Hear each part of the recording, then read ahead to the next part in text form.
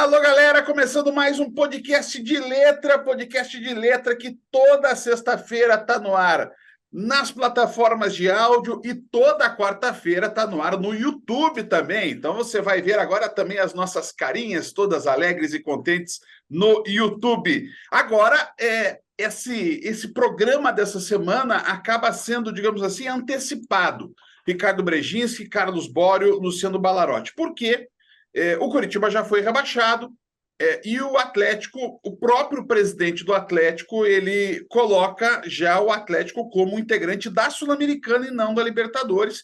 A gente está gravando antes do jogo do Atlético com o Cruzeiro, mas já com esse prisma, né, do que o próprio presidente do Atlético, a voz que decide tudo no Atlético, abriu mão da disputa pela Libertadores. Então temos definidas as vidas de Atlético e Coritiba para 2024 e temos basicamente definidas as trajetórias dos dois times nesse Brasileirão.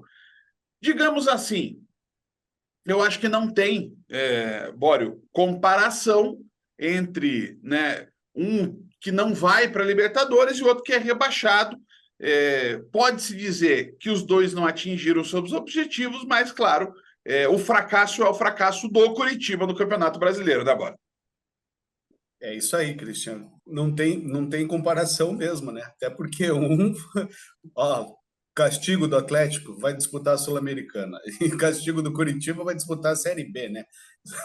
Não tem comparação. Mas a gente pode dizer assim que o Curitiba foi regular durante o Brasileirão, né? Nunca É, saiu da... Nunca. Nenhuma rodada o Curitiba esteve fora da zona de rebaixamento. Então o time passou 36, 30, não vai sair mais, né? 38 rodadas na zona de rebaixamento. Não poderia esperar exatamente. outra coisa, outro resultado que não esse do rebaixamento para a Série B, né? Uma pena, né?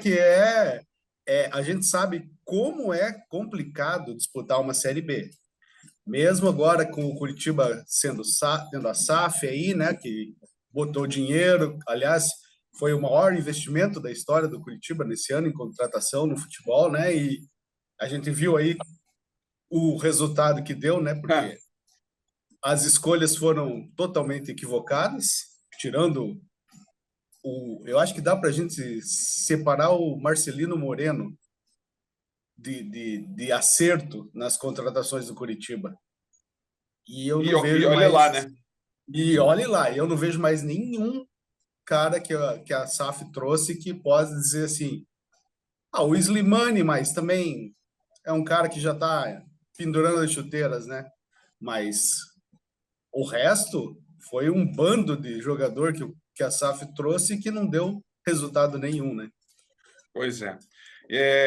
Bala, o ano ele termina um pouco melancólico, mas, né, como a gente falou, não tem comparação. Mas havia uma sensação clara que o Atlético chegaria e o Atlético não vai chegar. Não, quando você começa a ver o começo do campeonato, como é que o time está armado, assim, tal, né, o Vitor Roque voando, essas questões, assim, você fala, o Atlético vai para a Libertadores com o pé nas costas, né? Era tranquilo, parecia ser bem tranquilo, assim, tal. Daí, depois, a partir da contusão do Vitor Roque, acho que é a mudança do Atlético nessa temporada, né? E É, daí, passa por um período muito ruim, né? Bem resultados bem fracos, perde o poder decisivo em casa, de ganhar muito, não vai bem fora de casa também, daí depois fica nessa, assim, agora vai recuperar o jogo para recuperar e voltar a brigar pela Libertadores, daí sempre dava umas tropeçadas também, alguns empates bobos em casa, até derrotas, assim, tal, então acho que foi assim, tal, acho que a palavra para o Atlético, acho que é decepção também nessa temporada, né? Poxa, lógico, que é uma coisa muito mais além disso, mas o Atlético acho que é decepção porque prometia mais, né? Era uma temporada assim, já que um time já do ano passado que já era bom, um pouco mais consolidado, com o Vitor Roque voando, que ele é um fenômeno mesmo, e no fim deu errado, né? Só que ao mesmo tempo eu acho que até criou uma outra coisa para o Centenário, que não vai para a Libertadores, mas agora tem a chance de ser o primeiro brasileiro a ser tricampeão da Sul-Americana, né? Então criou, de repente, essa dificuldade, ainda você consegue achar um lugar, um ponto positivo aí, que pode criar uma coisa, e até uma coisa mais viável, um título da Sul-Americana do que um da Libertadores, né? Então acho que tem um. Dá para ver o copo um pouco meio cheio assim também. Ricardo, daí quando a gente chega nas avaliações que os dirigentes fizeram, né? Porque essa semana ela começa com essas consolidações de campanhas, passa pelas entrevistas coletivas do chefão do Curitiba e do o homem que manda no Atlético, né? Carlos Amodeu e Mário Celso Petralha. E o que tira dessas duas entrevistas, Ricardo? Assim, do Atlético eu tiro. Na verdade, não tem muito o que tirar do Atlético pensando em futuro, porque o Petralha ele é muito mais calejado, né? Então, mesmo com o time, assim, que a gente falou, decepcionante por não ter pego a Libertadores, embora tenha um contexto, uma explicação, ele minimiza, falando, vamos para a Sul-Americana, aí pode buscar um tricampeonato, foi o que o Bala falou, e transformar o ano do centenário com mais um título, embora fosse o desejo, né, de chegar ao Mundial no ano do centenário, a gente já sabe que isso não vai acontecer, mas o Petralha ele consegue minimizar uma pequena crise, criando uma expectativa positiva para o ano que vem. Já o Curitiba tem que juntar os cacos, né? Porque a SAF está aí há nem um ano. E, de repente, você já tem que conviver com um momento turbulento. Tiveram os erros que o próprio Amodeu admitiu, mas ele também tirou um pouco deles da reta, jogando para a antiga diretoria. O próprio exemplo, falando do ano que vem do Guto Ferreira ter sido contratado, a gente sabe nos bastidores que a SAF já estava mexendo os pauzinhos e teve influência para o Guto não ficar. Aí, Sim. um ano depois, o Guto volta como se fosse o Salvador. Aí diz, o Guto é um cara calejado, tem experiência de Série B. O que dá a impressão é que se o Curitiba subir, o Guto não fica, porque o Guto não tem perfil de Série A. Então, você já inicia um projeto para o ano que vem, criando uma rusga, pensando lá em 2025. Então, eu vejo assim, o Atlético ele consegue contornar o problema, que não é um problema tão grande, né? Ficar em sétimo, oitavo no Brasileirão para o Atlético é absolutamente normal. Teve seus problemas, principalmente quando perdeu o Vitor Roque e teve que vender jogadores ao longo da temporada. Então, assim, acho que juntando num balaio fica ok. Já o Curitiba não. O Curitiba teve um problema que foi que o Bório falou de passar as 38 rodadas na zona de rebaixamento. Acho que isso nunca tinha acontecido. O Curitiba, no máximo, chegou ao 18º lugar. E, de repente, quando você tem um mês a mais para projetar o ano seguinte, a entrevista ela acaba ficando meio complicada ali em alguns pontos meio truncados, porque divide-se a culpa, joga a responsabilidade para os outros e fica esse diz que não diz. Então, acho que o Atlético ainda sai meio inteiro e o Curitiba vai ter que remar bastante para o ano que vem melhorar, porque eu acho que só o fato de ser SAF não quer dizer nada. A gente está tendo o América Mineiro, que também é uma meia SAF aí caindo. O Vasco pode ser uma outra SAF a ser rebaixada, a gente não sabe quem vai ser, ou o Bahia. Então, quer dizer, se não cair um Vasco ou um Santos, acho que cai no colo do Curitiba um protagonismo. Se cai um dos grandes, o Curitiba vai ter que penar para mostrar que realmente a SAF está sabendo o que fazer e preparando para ser uma Série B tranquila. O que eu acho, né, gente, olhando, já que o Ricardo termina com o Curitiba, eu sigo nesse assunto para depois a gente virar a página para o Atlético. O Curitiba, ele não sabia onde ele estava esse ano, né? De tão confusa, tão zoneada que foi a administração, o Curitiba ele não leu onde ele estava, ele não leu a competição que ele estava disputando. E aí montou um time meio no vamos lá e deu no que deu, né? Eu acho que já começou errado mandando o Guto Ferreira embora, né? Sim. Isso já foi o maior erro. Quer dizer, Sim. o treinador que te salvou do rebaixamento o ano anterior, o prêmio dele é ser mandado embora. Não tem lógica isso, não tem lógica. E eu acrescento, né? Porque o Curitiba, a SAP, sei lá quem que bateu o martelo para mandar embora o Guto, via no Antônio Oliveira a oportunidade de mercado ideal para o Curitiba se reestruturar. Aí teve lá os tropeços no Paranaense na Copa do Brasil, não tiveram paciência e mandaram o Antônio Oliveira embora. E aí o Zago e o Kozlowski tiveram campanhas muito piores, sequências piores. O Zago não ganhou em 12, 13 jogos e tiveram mais tempo. Então, assim, se o Antônio Oliveira era o cara que você confiava que podia resolver o problema do Curitiba, por que não sustentar? Aí o Antônio Oliveira pediu o Daverson e pediu o Ranieri, que estão no Cuiabá comendo a bola, e o Curitiba, não, vamos contratar outros jogadores, porque esses são caros.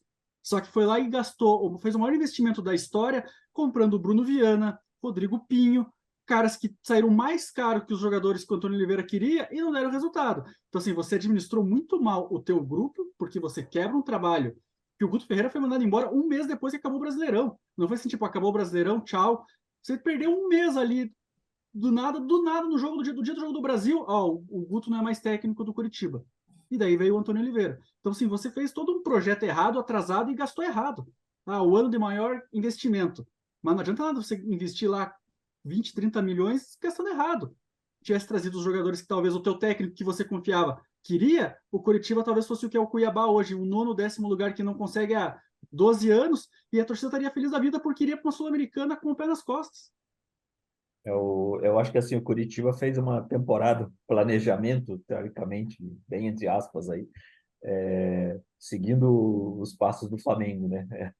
Você vê que tem muitas semelhanças, né? O cara que estava bem é demitido na final da temporada, vem um técnico que você acha que é o ideal para o time, logo você percebe por algum motivo que de repente não é, ou não teve paciência com ele, assim, no caso do Coxa, né? Talvez o Antônio tivesse uma chance de melhorar o time ao trabalho que ele fez novamente no Cuiabá, né? E só que a diferença é que o Flamengo é um time estruturado e o Coxa ainda está na estruturação, né? Então, daí assim, o Coxa não tinha o direito de errar, como os outros grandes clubes que erraram um monte nessa temporada, assim, tal. O Atlético Mineiro errou um monte, mas está aí disputando o título, né? Não vai ganhar, o Palmeiras que vai ganhar. O próprio Palmeiras errou bastante na temporada, não fez contratações, essas coisas, está aí, vai ganhar o título. O Flamengo errou mais que qualquer outro clube, também tá aí, vai ficar ali no G6, né? Vai para a Libertadores. O próprio Botafogo, que fez um monte de burrada durante de novo. Só que o Botafogo já foi uma surpresa, né? Não era um time para estar ali, teoricamente, assim, entre os primeiros. Mas os outros que estão erraram muito. A diferença é que eles têm uma estrutura, têm dinheiro, têm elenco, têm tudo para se recuperar na hora que uma hora vai encaixar o time, né? E o Coxa não tinha isso, né? E daí um erro foi puxando o outro e as contratações são, nossa, esse investimento que foi feito para tentar salvar o time foi completamente errado, né? Tudo equivocado, né? Trazer gente como o Gessé, o que o Gessé fez então? Né? Quanto custou o Gessé? Vai ver quanto, quanto custou cada minuto do Gessé em campo para não fazer nada, né? Fez um gol contra o Ó, Fluminense. Fez um gol, pô. Quanto vai custou esse lá. gol, então? Quanto custou esse gol? Vamos botar O... Agora, eu estava programando para a gente gravar, e vamos gravar lá para um pouco mais para frente, quem sabe depois do final do Brasileirão, um programa sobre micos dos nossos clubes e trambicagens que aconteceram no nosso futebol. E eu ia lembrar que assim, a gente já viu no Curitiba, o Curitiba contratar o Tico Mineiro errado, por exemplo, lá nos anos 2000. Mas esse ano o Curitiba comprou 2 gatos por lebre, e o pior, consciente, né? Uhum. Não foi enganado. Não, eu diria até 3, né? Porque assim, o Curitiba contratou o Júnior Urso achando que o Júnior Urso ia ser meia. O Curitiba contratou o Rodrigo Pinho dizendo que ele era centroavante. Parece aquele cara que vai para o Paraguai e recebe o La Garantia Soijô. Vede vídeo cacete, muito bonito. Garantia Soijô, não sei o quê. Cara, é inacreditável. E depois contrata o Antônio Carlos Zago, pensando que o Zago era técnico. Perigo o Zago levar a Bolívia para a Copa do Mundo até. Mas, cara, olha a quantidade, assim, eu só citei 3, mas olha o impacto dessas 3. Curitiba perdeu 4 meses com o Urso, 6 meses com o Pinho e foi rebaixado por causa do Zago. E depois teve o problema ainda do. Meu Deus, do atacante, que foi aí da questão das apostas. Meu, fugiu o Manga. nome. O Manga. né? Manga. O Manga era um dos poucos que entregava alguma coisa ali e foi envolvido em todo esse negócio. Foi envolvido, não, foi protagonista de toda essa, essa fraude aí, né? Então, e daí assim, daí também o Coxa não soube lidar com isso, né? Porque, pô, como é que Não. vai afastar o cara, que é o cara o único que entrega alguma coisa aqui, não tem como afastar, vamos fazer de conta que não é nada, vamos fingir que dá para manter o cara, então é muito... Também toda a gestão dessa questão que foi gravíssima foi muito mal feita também. Mas assim, aí você vai vendo que é uma avalanche, né? É uma bola de neve, né, Bora? Que o Curitiba foi construindo assim, não é aquela coisa, putz, eu errei aqui, vou arrumar. Não, eu vou errar aqui, errei aqui, eu vou errar em outro jeito, vou errar diferente, né? E a impressão que dá é que o pessoal da SAF caiu de paraquedas no Curitiba, né? Não foi uma coisa Caiu de paraquedas no estudada. futebol, né? No futebol. Eu quis dizer, citar o Curitiba como futebol, né? Porque não é possível, cara, que não tenha um cara desse grupo de investimento que manja do riscado, né?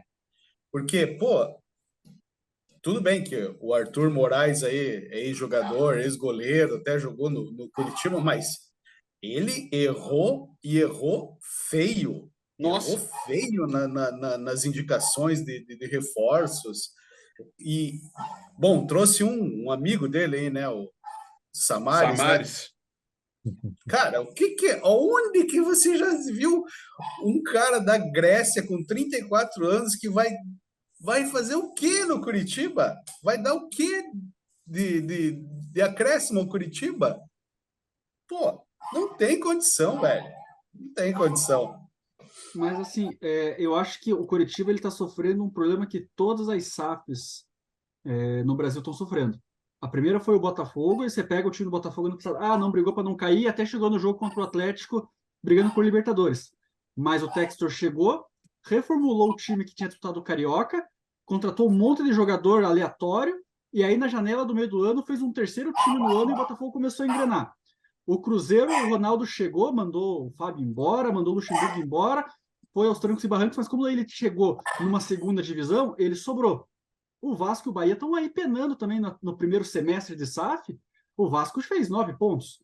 Se cair, vai cair pelo que aconteceu no começo do campeonato. Aí as SAFs elas vão se estruturando aos poucos. O Coritiba, como ela está, digamos assim, de todas as SAFs, ela seja a menor, eu acho que sofreu mais com isso, porque também pegou um bonde andando de um elenco muito ruim e fez contratações erradas, como as outras SAFs fizeram. Acho que assim, o problema da SAF do Coritiba é esse. Ela não pegou como aprendizado outras 4 que elas tinham aí de um ano e meio. Ela simplesmente chegou querendo fazer meio que o mesmo roteiro, tanto que no meio do ano contratou uma penca de gente. E Nossa. assim, quem que deu certo? O Slimani, que começou bem, e acho que o Slimani, com uma pré-temporada, com o Coritiba ano que vem, se ele ficar, ele pode ser fundamental. Mas o Samaris não deu certo, o Gessé não deu certo, o Diogo Oliveira, ele entrou, fez um gol na estreia contra o Fluminense e depois caiu absurdamente de rendimento. Não, daí ele voltou para o normal, digamos assim, né? Aí para a zaga trouxeram o Reinaldo, que até podia ter tido uma expectativa, daí logo na estreia o cara fratura o braço. Trouxeram o Marco Antônio, que tinha experiência da Europa e o cara não jogava. Foram N contratações para 2, 3 jogarem, porque se for pegar a escalação do Curitiba ontem contra o Botafogo, eram 9 exatos titulares do jogo do Botafogo do 4-1 no primeiro turno. Só mudou o goleiro porque o Gabriel tá machucado, que senão seria ele, e saiu o Henrique da zaga. O resto do time era exatamente o mesmo. Então, assim, só não era o mesmo porque tinham 2 machucados. Talvez o Henrique não jogasse porque acabou sendo dispensado depois. Mas peraí, isso aí foi antes da janela. A janela estava acontecendo e você pega, é o mesmo time. Então, para que contratar 12, 13 jogadores para 2, 3 terem espaço? Não, e sem contar, né, esses erros de avaliação, né? Você já tem no teu elenco o William, o Bruno Gomes e o Andrei. Aí você traz. Não, lá atrás, no início do ano. Aí você traz durante o ano, você traz o Urso, você traz o Lisieiro, não dá para esquecer o Lisieiro. Você traz o Fran Sérgio, você traz o Bianchi, você traz o Sebastian Gomes e traz o Samaris. Né? Então você tem 9 volantes. Aí, primeiras notícias de contratação do Curitiba para 2024. 2 volantes. Cara, ou eu sou completamente maluco, ou tem alguém que não sabe avaliar elenco do Curitiba. Mas, assim, ou o Coxa vai disputar o Campeonato Gaúcho, né? Então, mas eu não sei se o Christian e o Bório vão lembrar. O Bório acho que estava de férias na época. Acho que foi a capa da tribuna de 2015, que o Curitiba só contratava atacante, volante, Pedro Quem, não sei quem mais, que o Armindo fazia a capa da tribuna e meteu um monte de volante de carro. Acho que eram uns 8, assim, porque o Curitiba só contratava volante. Nós estamos falando de 8 anos atrás e todo ano o Curitiba só contrata volante. É um negócio assim que talvez seja a função que mais perdeu espaço dos últimos anos, porque hoje o cara tem que ser saber passar a bola, saber criar jogada, armar e defender. O cara tem que fazer tudo no meio de campo, não é só quebrar a bola. E o Curitiba continua teimando, e era assim, Wilson Ribeiro, Rogério Bacelar, Samir, agora SAF, e todo mundo só contrata volante. É um negócio impressionante. Sem contar que tinha Bernardo ainda, da base, né? Essa coisa toda. O Curitiba contratou trocentos homens para volância, Bório. E só tinha o Marcelino Moreno, né? E só tinha o Marcelino Moreno para atacar, né? Cara, é impressionante. Aí você vê que não tinha como dar certo mesmo, né? Pois é. O resultado tá aí, ó. Segunda divisão em 2024. Gente, já o Atlético, né, que a gente falou sobre a questão do Vitor Roque, é engraçado, né, Bala, que o Atlético vai para um ano, em tese, bem estruturado, com um time que tinha sido vice-campeão da Libertadores no ano anterior, e esse time se torna tão dependente do Vitor Roque. Né? Vice da Libertadores, campeão paranense invicto, passando da fase de grupos da Libertadores, indo bem, e parecia que o time, no final das contas, era dependente do Vitor Roque e do Felipão, né? Sejamos sinceros, porque o Felipão também fez falta nessa segunda parte da temporada para o Atlético. Eu acho que também, além dos dois, o Fernandinho também, que agora que ele dá uma queda, até por ter usado ele no Paranaense, ter colocado em jogos que não precisava, de repente ter poupado ele no começo do ano, ele ia chegar na reta final mais inteiro, né? Mas porque, assim, ele joga muito, né? É o cara que comanda o time, né? E acho que também a queda de rendimento que ele teve ali no decorrer da temporada, agora ultimamente ele até voltou a jogar bem, acho que pesou muito também nisso, né? E acho que acho que a saída do Felipão também mexeu com o ambiente do clube, né? Acho que foi uma coisa meio traumática, assim, tal, né? E você vê que a cabeça do jogador é muito importante também, né? É só ver o que está acontecendo no Botafogo aí, que assim, o vestiário acabou e o time não ganha mais, né? Não consegue fazer mais nada. Acho que isso abalou o Atlético nesse aspecto também. Mas, assim, o Vitor Roque, acho que a hora que o Atlético viu e os jogadores que estão em volta dele viram quem era aquele cara, eles, vamos jogar, a gente só precisa botar a bola para ele. A gente conseguiu botar duas bolas para ele por jogo, uma ele vai fazer, a gente vai ganhar o jogo de 1-0, pronto, acabou. E a hora que ele sai, acho que o time demorou para entender que agora a gente tem que jogar diferente, né? A gente tem que fazer alguma coisa, né?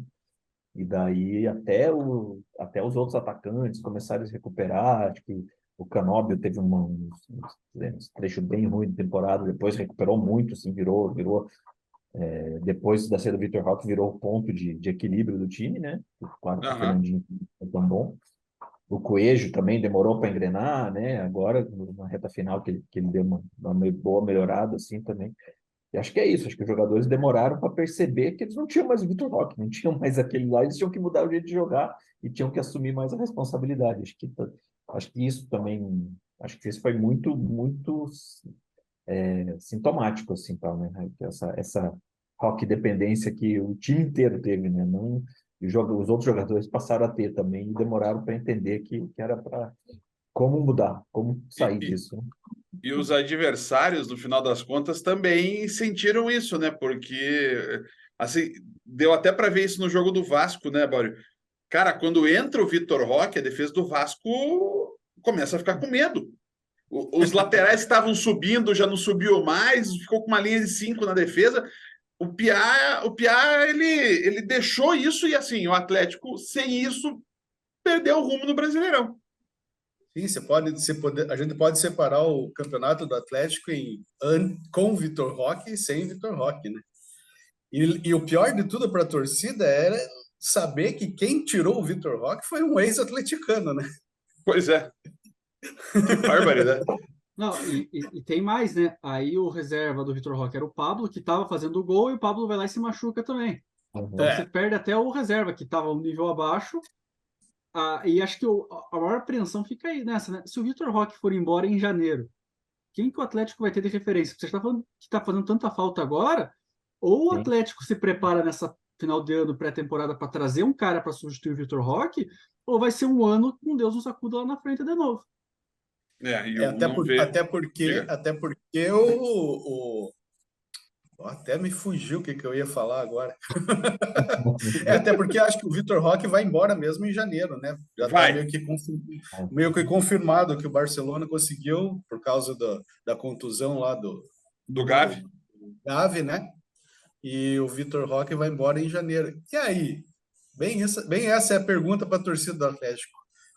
Como o Atlético vai se portar sem o Vitor Roque em 2024? Hein? Se a gente fosse pensar a valer, o Atlético teria que ir ao mercado trazer um cara, não vou dizer igual, mas ali, né? É caso de você tentar puxar no mercado aí, pô, Marcos Leonardo, né? Alguém dessa estirpe. Mas não vai ser, porque o Marcos Leonardo quer ir embora para a Europa e assim, o que o Atlético pode fazer? Sei Trazer o lá, Matheus Babi do Goiás. Pois é. Mas eu estou pensando aqui, sabe? O Atlético vai, assim, até pelo que o Petralha falou, tanto na coletiva quanto na carta que ele divulgou nessa quarta-feira, repito, a gente está gravando na quinta antes de Atlético e Cruzeiro, o programa dessa sexta, dia 1º de dezembro, mas é alguém assim, sei lá, sabe? Pegar o Gabigol, que o Gabigol tá se indispondo dentro do Flamengo. Assim, o Atlético tem que dar uma cartada nessa substituição do Vitor Roque, uma cartada de peso. Ele Para tem mostrar, Eu, não. eu apostaria naquele Mastriani do América, hein? O Atlético tem mais o perfil de buscar um cara não tão caro e consagrado já, né? Então, É, mas o, essa ideia que você deu aí, Cris, eu queria ver. Gabigol no Atlético ia ser legal, por imagine, tudo que a torcida já Nossa, fez com ele. a torcida ia adorar. Foi muito engraçado, assim, para ver ele mandando beijo para a torcida, indo comemorar com a torcida, ia ser sensacional, assim.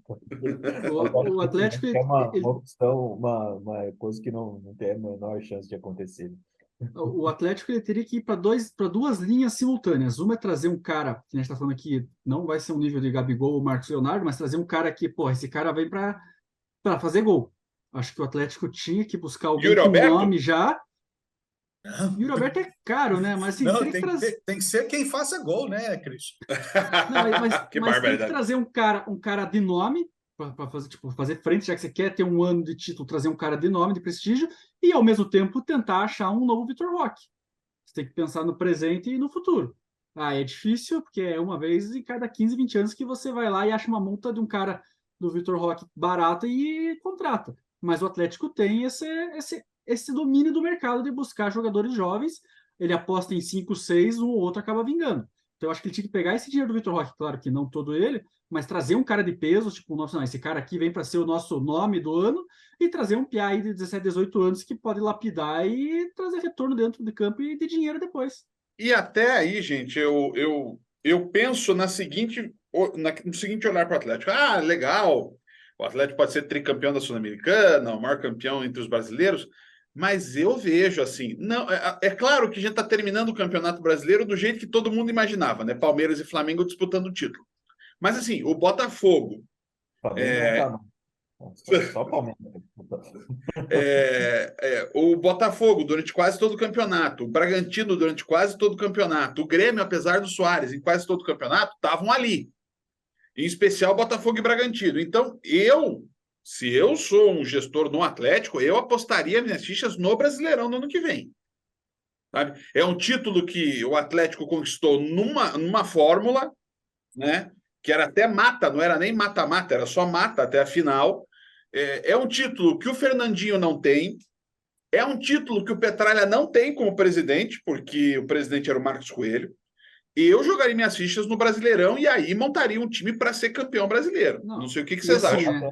Até o Bragantino que você falou, acho que é um bom exemplo a ser seguido pelo Atlético, porque, lógico, o Bragantino não tem a pressão da torcida, não tem até pela forma que ele é administrado, não tem essa questão, tem que ganhar título, né? Não tem essa pressão, mas ele faz um trabalho que é parecido com o que o Atlético faz, de garimpar o mercado mesmo, né? É. Buscar jogadores jovens, alguns até caros, né? Não tão baratos, mas pensando em ir lá para frente lucrar com eles e terminar o desenvolvimento deles dentro do time, fazendo um time organizadinho, certinho, assim, tal. Eu acho que para um time do tamanho que o Atlético tem atualmente, é uma maneira interessante de lidar. É um pouco do que o Atlético faz, né? Já faz há muitos anos, apostar em jovens, assim, tal, e terminar o desenvolvimento deles dentro do clube, né? Tem casos aí, o próprio Fernandinho é um caso desses que deu muito certo, e acho que é um bom caminho, né? O problema é que a maioria dos jovens talentos que estão aí são caras igual o Marcos Leonardo, e já a multa deles já é, Absurdo. já não serve para time brasileiro, né? Não tem time Não. brasileiro que pode contratar assim, tal, né? Tirando, sei lá, talvez o Flamengo, talvez o Palmeiras, se um dia a Leila tiver com o bolso aberto, assim, tal, mas a questão é muito difícil contratar um cara desse nível, assim, né? Tem que ser mesmo apostar em promessa mesmo, que ainda não terminou o desenvolvimento dele, né? Mas Volta. eu acho, Christian, essa questão de apostar no brasileiro, eu acho que o Atlético não vai fazer isso. Porque o Campeonato Brasileiro, a gente sabe, é o mais difícil de todos, né? O mais difícil de você conquistar o título é o Campeonato Brasileiro. E o Atlético, a diretoria, vai querer ter um título de peso no ano do centenário. Então, provavelmente, eles vão apostar tudo na Sul-Americana. Na Então, Copa do Brasil também, né? mas eu tenho uma É, na outra Copa. questão. Quando o Atlético ganhou a Sul-Americana em 2021, o Petralha falou que não tinha muito o que comemorar, e não sei o quê, porque era a segunda divisão da América e ele queria a primeira. O Atlético tem duas Sul-Americanas. O Botafogo fez o que fez no primeiro turno, claro, a campanha é um negócio que nunca tinha acontecido, mas também se distanciou muito porque todos os concorrentes diretos estavam focados em outros campeonatos. O Botafogo jogou a Sul-Americana, assim, porque tinha que jogar, e focou no Brasileirão. Se o Atlético, não, vamos jogar Sul-Americano com o time reserva e vamos focar no Brasileirão, talvez até aquela parte ali de quartas de final de Copa do Brasil e Libertadores, que está todo mundo dividindo a atenção, você consegue ganhar uma gordurinha. E o Atlético, com um elenco experiente, com o Fernandinho da vida, com o Thiago Heleno, com o outro jogador, não vai fazer uma campanha vexatória que nem a do Botafogo no segundo turno. Mas você, assim, vamos lá, o Atlético faz 40 pontos no primeiro turno e faz uns 30 e pouco no segundo, você está na briga pelo título. Eu acho que, assim, você focando 100% no brasileiro, um time tipo o Bragantino, um Grêmio, um Atlético, é viável. Mas não pode querer que um Cuiabá da vida, ou sei lá, um Fortaleza realmente queira brigar pelo título brasileiro, porque ele não tem essa condição. O Atlético já tem essa estrutura, já tem uma base. Eu não vejo como tão impossível ganhar o campeonato. Claro, pode acontecer do Palmeiras e o Flamengo numa Copa do Brasil cair num jogo ali aleatório, os dois se enfrentarem em umas oitavas de final de Libertadores e um deles aí ter só o Brasileirão e conseguir essa arrancada. Tem os outros poréns que não dependem só do Atlético. Mas se ele pensa, vamos montar um elenco cascudo, um elenco grande, que tenha lá 18, 19 jogadores que possam jogar constantemente, que não dá para ter só um time titular que você sente o cansaço, acho que se focar no brasileiro, não dá para garantir que vai ser campeão, mas você pode brigar pelo menos até ali a reta final. E aí, de repente, você chega faltando 3, 4 jogos com 4 pontos na frente, aí vai que vai, né? Agora, vocês pensam, o Bala falou do Bragantino, eu acho que além dessa ação na substituição do Vitor Roque, o Atlético tem que ter uma ação afirmativa também na contratação de um treinador. E aí eu pergunto para vocês, aonde o Atlético deveria apostar? O Gustavo Alfaro, mas o cara acabou de assumir a Costa Rica. Eu voltaria as minhas fichas para dois que estão aqui. Na minha opinião, primeiro, o último jogo do Fortaleza acabou, o último apitou o árbitro, saiu o ônibus do Fortaleza. O Alexandre Matos tinha que estar na porta do vestiário do Fortaleza com uma mala cheia de dinheiro para o Vojvoda. Né? Seria o meu plano A para o Atlético. Mas o Pedro Caixinha também poderia ser uma boa opção. São dois nomes que eu acho que mostrar, assim, dos técnicos de fora, já que o Atlético quer um estrangeiro, eu acho que são os dois melhores nomes do mercado brasileiro.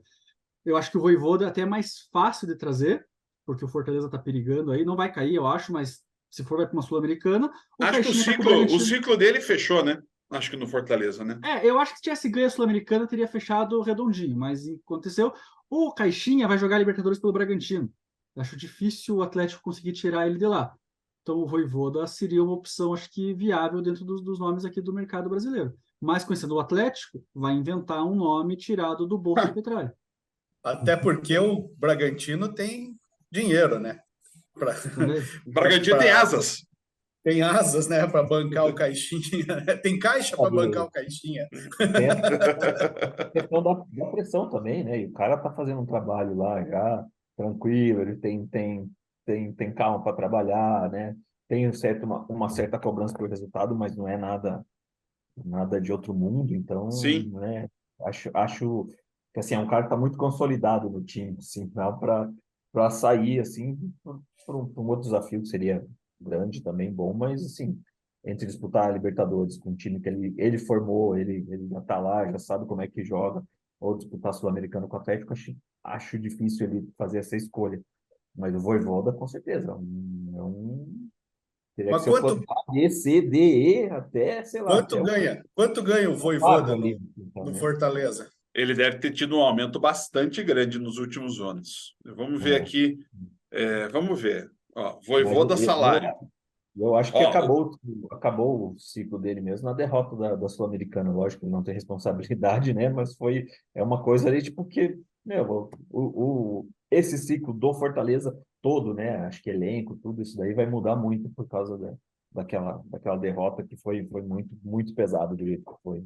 ó, o Fortaleza paga para a comissão técnica do Vojvoda 790 mil por mês. Oh, tá. Quanto? 790 mil por mês. Comissão, Caraca. comissão. Ah, comissão. Tá. Tá. Agora eu só tenho que saber quantos comissão são, né?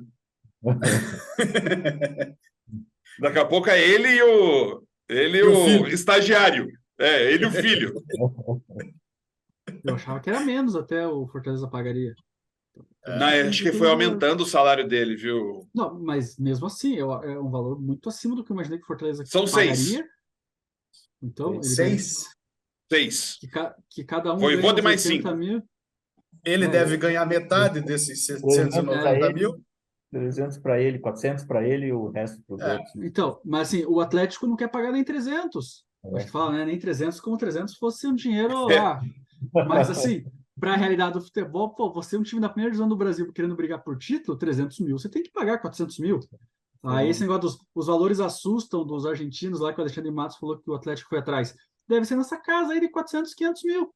Se o Atlético não abrir o bolso para trazer um técnico de ponta, ele vai ter que apostar num cara muito alternativo que, na maioria das vezes, não dá certo. E, aí é mais um motivo para o Atlético apostar na Sul-Americana. e mais Para ser aí, campeão aquela história, brasileiro, né? para ser campeão brasileiro custa muito dinheiro. Na verdade, o Atlético levou azar, que o Paulo Autuori está no Cruzeiro.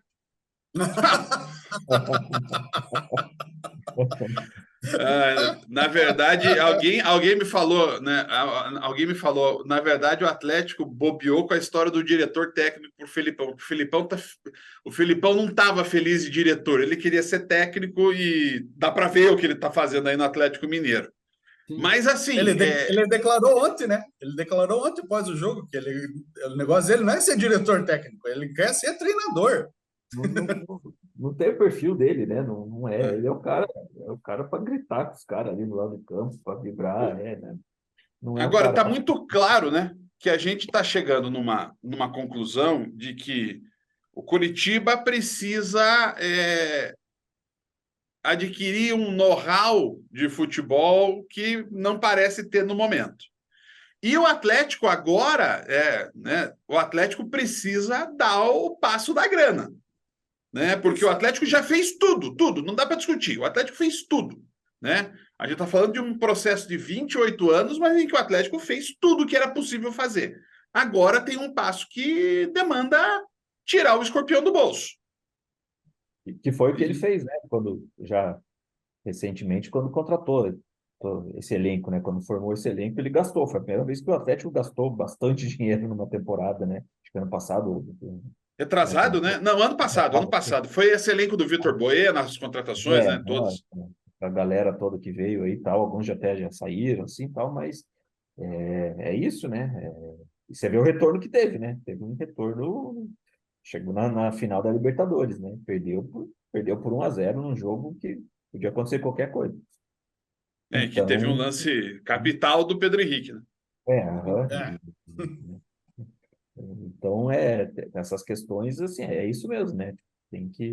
Se fizer um investimento igual, parecido com aquele, quem sabe consiga dar esse passo, né? Talvez até um pouco maior, mas acho que passa principalmente por um treinador de peso mesmo, né? Um cara que, assim, que vai assumir a bronca na hora de leva uma goleada, por acaso, aí, que acontece às vezes, tal. Se é um cara qualquer, desaba o time, né? Dependendo do treinador. Você vê o Botafogo começou a desabar no dia que perdeu para o Flamengo e o Não, não, treinador... não, não, não, não, não, não, não, não entra nesse assunto, não entra nesse assunto. Não, né? Tipo, mas é um Não. exemplo, né, que é muito recente, né? É dolorido para algumas pessoas, mas é a realidade, né? Você vê o que foi aquilo lá. Aquilo lá foi um técnico descontrolado. E era um técnico de renome, né? Tava na Premier League, o cara. Cara, não era qualquer um assim, tal. Ao contrário do Luiz Castro, que assumia tudo, né? Falava, não, a gente perdeu, eu que perdi, não foi assim. E falava, vamos melhorar, vamos com essas coisas, assim. Você vê o Ramon Dias no Vasco, o que o cara faz? O time perde, fala, bate na mesa e fala, não vamos ser rebaixados. É isso, é um treinador desse estilo, desse padrão que o Atlético precisa, né? Tem que ser a primeira coisa a fazer, né? Para a temporada É, 2024. porque Porque você tem que montar o elenco de acordo com o que o técnico quer. Não adianta você trazer um técnico para o elenco Exatamente. montar, falar, esse time aí eu não consigo trabalhar. Daí você vai ficar procurando outro cara. Daí vai. O BKSS, que todo mundo sempre queria, já está no Elche. O Crespo, que poderia ser um nome, está na Arábia. E aí você vai ver do próprio Luiz Castro, sabe? Assim, quanto mais demora, mais caro vai ficar.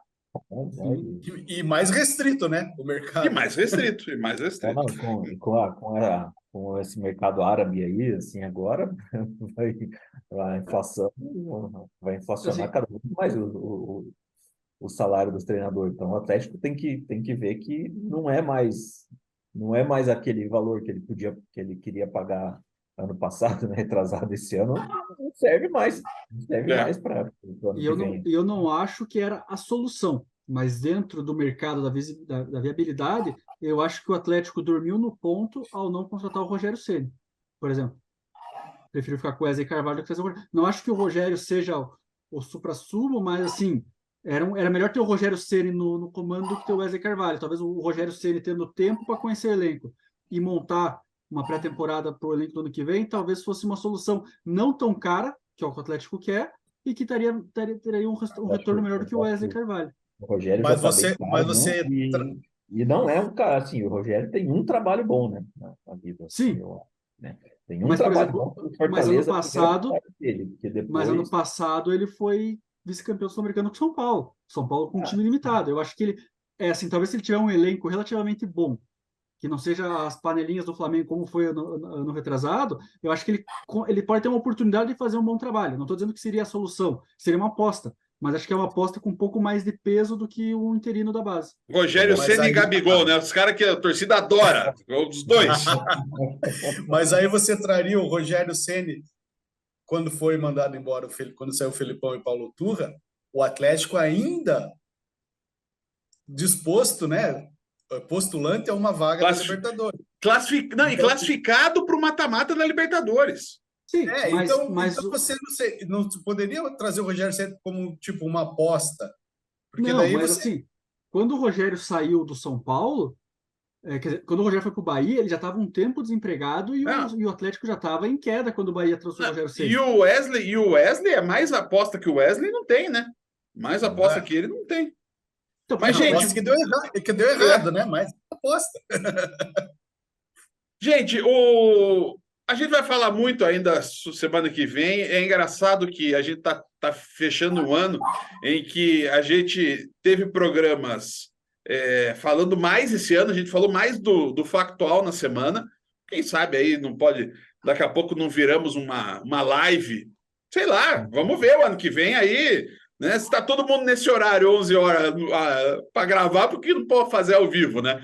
Então a gente volta semana que vem. E semana que vem, como disse o Bório no início do programa, iremos conferir as nossas apostas do Brasileirão no início e na metade, é bom lembrar, para ver se a gente é bom mesmo de palpite ou se a gente é jornalista, porque jornalista que é bom não faz palpite. Eu já falei ontem só eu falei que o Palmeiras ia ser campeão, que o Flamengo ia ser campeão e que o Botafogo ia ser campeão. Só ontem. Espero que pelo menos uma dessas eu acerte. A gente volta semana que vem. Valeu! Valeu! Valeu.